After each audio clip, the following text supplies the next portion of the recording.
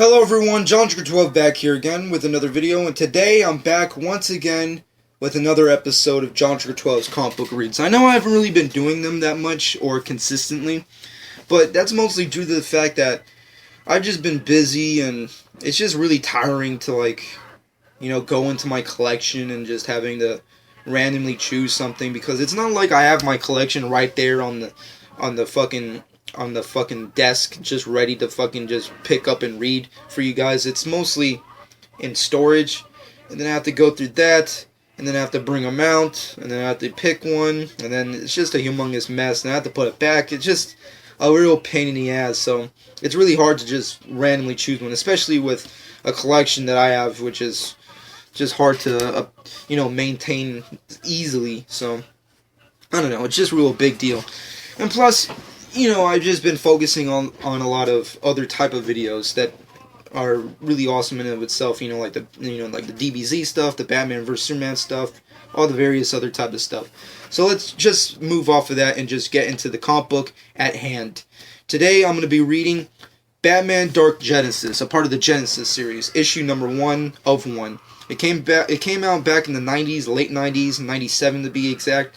And this is around the Genesis series where DC was doing like this the Genesis line. I don't know, it was this really weird like one-shots to all their characters and stuff.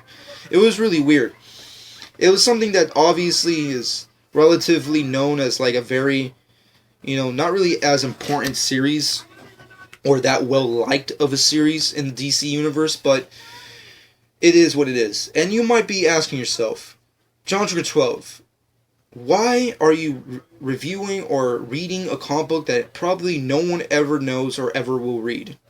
That's a good question, and I'll answer it right now as to why I picked this exact book, and as to why I'm talking about it to you guys right now.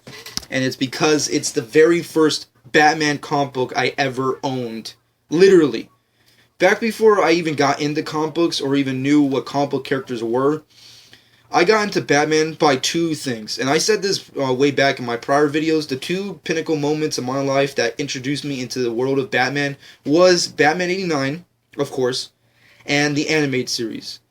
When I first got introduced to those two mediums, that's when I got into the comic books, and this was the very first Batman comic book I ever owned and picked up, and it is an amazing cover. I mean, there's covers that obviously beat this, but Kelly Jones's artwork as to depicting Batman and to the way he was, especially back in the 90s, is quite fucking awesome. I mean, like, it was just epic. He has these, Bruce Wayne has like these epic, huge fucking ears, this huge ass cape that like turns into wings.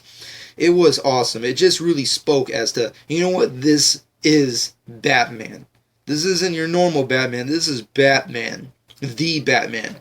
At least that's how it spoke to me as a kid. And plus, I don't know, I just continue to keep this book because of just nostalgic reasons. It just reminds me of my childhood. It reminds me of the 90s. It just reminds me of all these type of things. I have it. It's really close to my heart, and it's one of my prized possessions.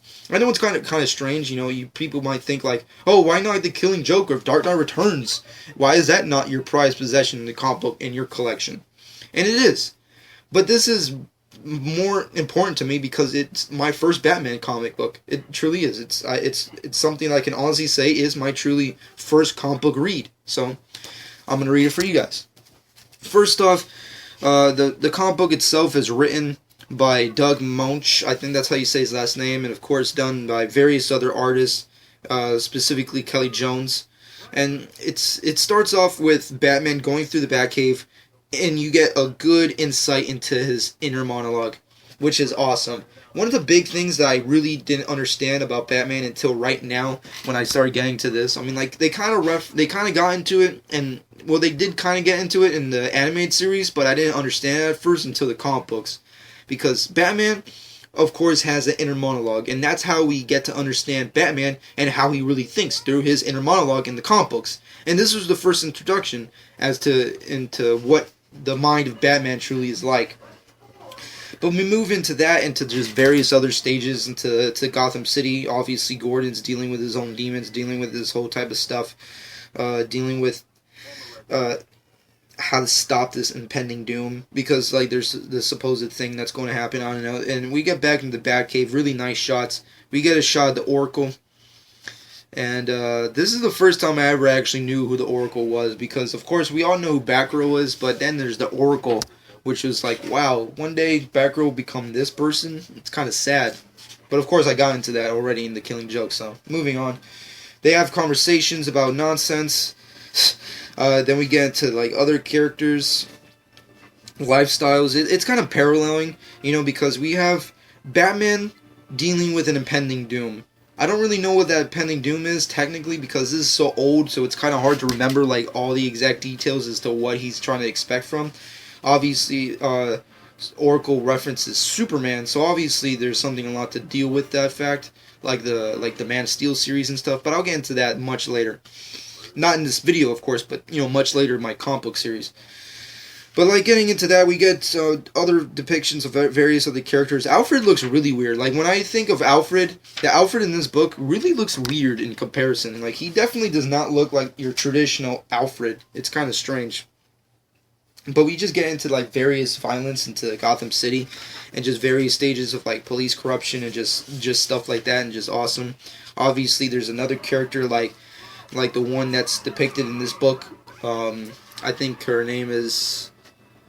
I can't really pronounce it. Miss Vesper. I think that's how you say it. She's a character who is trying to commit suicide, which is strange. I don't really know why. She kind of feels like she's failed them, as she puts it. So she tries to commit suicide, but of course Batman foresees this for some also reason I don't understand completely, and just goes in to save her.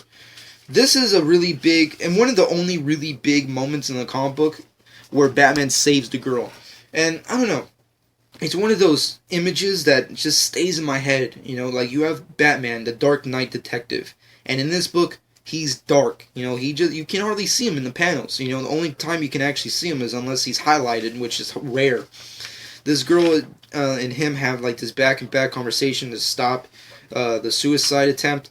And then we go back to parallel storylines with Gotham violence and police brutality and stuff, which is also cool. And then obviously the girl trips and falls. Batman goes in to save her.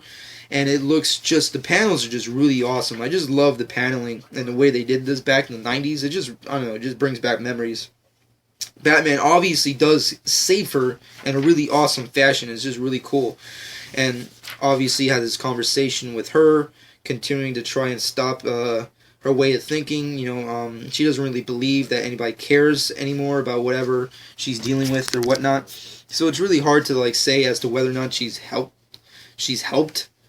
But James Gordon comes to deal with his own stuff. He's obviously, dealing with his own type of shit. So obviously, all these characters are really dealing with shit. They have like shitty lives. And of course, Batman obviously ends up leaving to dealing with the great darkness that is to come on Earth, which is really weird. It's a really weird comic book. I know it's out of context because you have to actually know the Genesis series to actually understand what's going on. Then again, it is a very unpopular series, so I'm pretty sure none of you will check it out, but at least give this a good read, because as I state in all my episodes in my comic book reads, not every book in a comic book series is a masterpiece. Not every comic book is a masterpiece, but they're all good reads. And even though the Genesis series is not specifically a, per se, famous or well-known or popular series, it is a good interesting outlook into like the way DC Comics used to do things, particularly in the 90s, which is really interesting. And seeing as how I did grow up in the 90s, and the 90s is my favorite, I guess, decade, if you will. It's one of those things that kind of brings me back to home and like reminds me of shit that I used to really love. And you know what? I have to give it up to this comic book, because even though it's not the greatest Batman comic book of all time, obviously, it's my very first comic book. This is literally the first comic book I ever bought, owned, and read.